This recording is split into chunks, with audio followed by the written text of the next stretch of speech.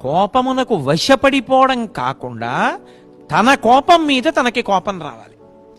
ఏమిటి నాకు ఈ దిక్కుమాలిన కోపం ఏమిటి, అయిందానికి కాందానికి కోపం ఏమిటి, అన్నిటికీ ఎగిరిగిరి పడ్డం ఏమిటి, ప్రతిదానికి అలగడం ఏమిటి, అవతల వాణ్ణి అనరాని మాటలు అనడం ఏమిటి, ఏమిటి ఈ పరిస్థితి, ఏమిటి నాకు ఈ పిచ్చి కోపం, తప్పు, నేను ఇలా ఉండకూడదు, పోదా నాకు ఈ కోపం ఇంకా, ఏమిటి కోపం అని చెప్పి తన కోపం మీద కోపం వచ్చిందనుకోండి, అప్పుడు ఆ కోపం ఉత్తమ కోపం.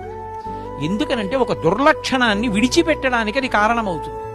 కాబట్టి ఆ కోపాన్ని పరిశీలనం చేసుకున్నవాడెవరో, తనలోంచి వస్తున్నటువంటి కోపాన్ని పరిశీలనం చేసిన వాడెవరో, ఎంతసేపు ఉంటోందో, ఎంత ఉన్మాదాన్ని సృష్టిస్తోందో, తను కోపంలో అన్నటువంటి మాటల చేత అవతల వారు ఎంత బాధపడుతున్నారో తెలుసుకున్నవాడెవరో వాడు ధన్యుడు.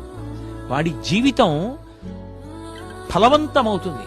ఇక ఎన్నడూ కూడా తన నోటి వెంట అటువంటి మాట రాకుండా జాగ్రత్త పడతాడు. ఒక మనిషిని తీసుకొచ్చి కత్తితో పొడిస్తే గాయం మానేవరికే బాధ.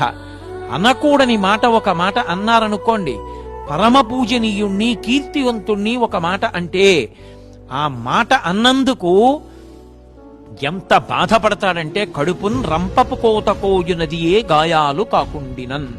కాబట్టి ఎంతవరకు కోపాన్ని ఉంచుకోవాలో అంతవరకే కోపం ఉండాలి తప్ప పరిధి దాటకూడదు.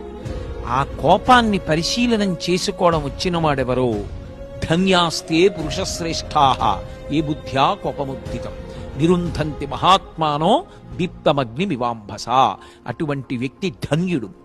మనందరికీ మన కోపాన్ని మనం పరిశీలనం చేసుకుని దాన్ని అణచిపెట్టి ఉత్తమమైనటువంటి పథంలో ప్రయాణం చెయ్యగలిగినటువంటి విభూతిని సర్వేశ్వరుడు తన నిర్హేతుక కృపాకటాక్షముల చేత కటాక్షించుగాక అని ప్రార్థన చేస్తూ స్వస్తి.